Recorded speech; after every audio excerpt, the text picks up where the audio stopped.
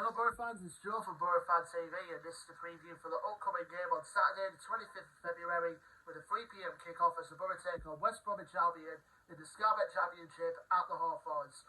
Now first of all Boro fans, my apologies, it's because I'm doing this preview a little bit later than normal this evening because I had a bunch of stuff to do around the house, so that's why I'm a little bit late going this evening, but hopefully things will return to normal when I do the next match preview video, let me assure you that Boro fans. But it's got a bit of a block nose.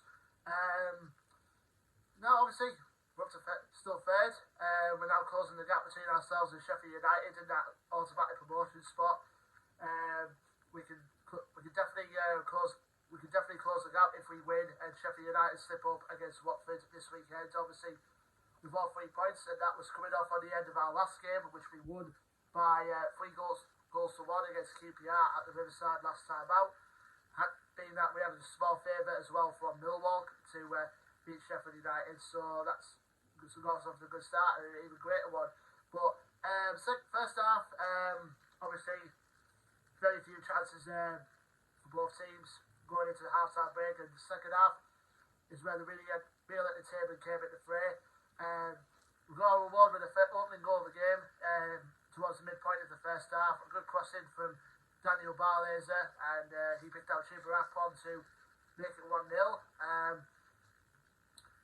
So that as well, but for fans, obviously, you did quite a few changes for the QPR game, obviously with a few rested for the games coming up throughout the next few weeks. So that's one notice that I did see in the QPR game, but like I said, Chuba over the scoring, and you got another one from the penalty spot, obviously the penalty instead.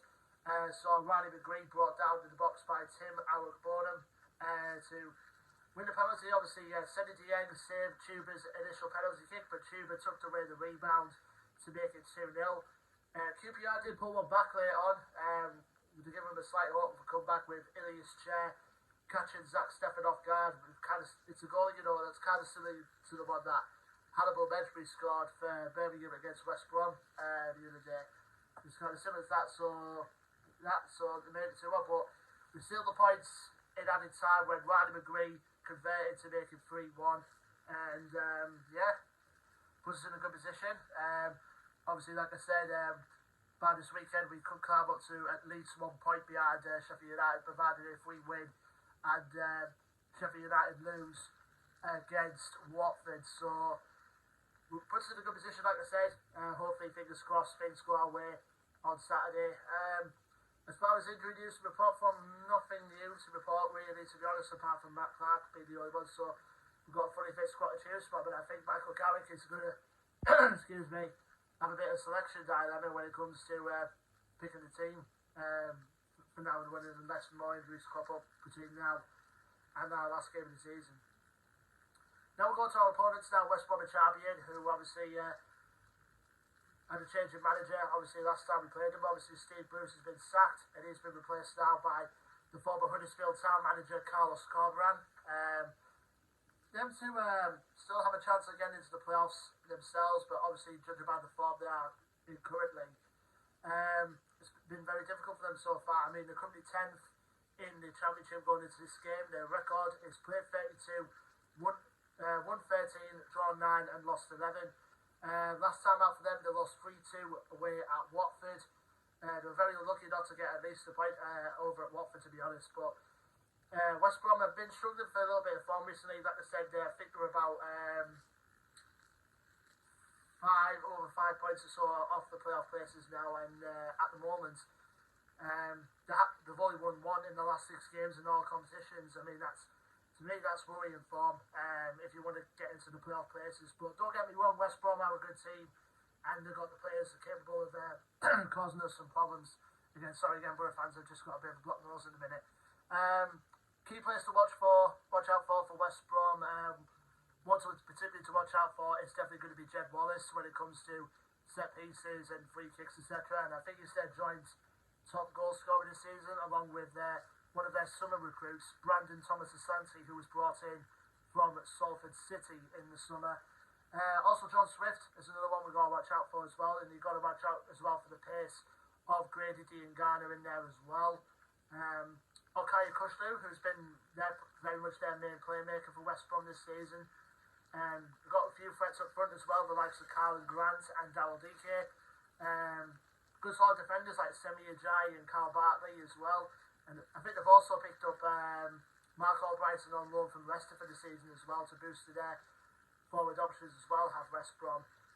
So yeah, they're a good side, West Brom. If you know, they still have a chance of getting to the playoffs themselves, but judging by the current form at the minute, it's been a bit of a struggle for them. Don't get me wrong, it's been a bit of a struggle for them. But although last time we played West Brom was obviously the opening game of this season, where we drew 1-0 with them at the Riverside. Obviously, Isaiah Jones put them in front, put Boro in front in the first half, and then second half, West Brom equalised through John Swift, I believe it was, to make it 1-1. But our overall recent record against West Brom has been good. I mean, obviously, I think we were unbeaten now at the Hawthorns in the last 4 meetings in all competitions at the Hawthorns. So we've got a good record there. I understand we're bringing just over 2,000 fans down to West Brom there on Saturday. So hopefully, fingers crossed, we continue a good run going and hopefully put more pressure on Sheffield United and hopefully, like I said, get up to a point behind the Blades, providing Watford do us a massive favour as well, and we ourselves pick up 3 points. Probably one of the hardest games we got over the next few games, to be honest, because West Brom are definitely going to be a tough test, no doubt. Leave me your thoughts and predictions in the comment section below. Boro fans, don't forget to like, share and subscribe as always. Our social media links will be in the description below. And until then, I'll be Joe from Boro Fan TV, and I'll see you on the next match preview video, which will be for the game on Saturday, the 4th of March, as the Boro host Reading at the Riverside. Until then, take care, stay safe, and let's hope for Watford picking up 3 points as well as us. Anyway, take care. Up the Boro.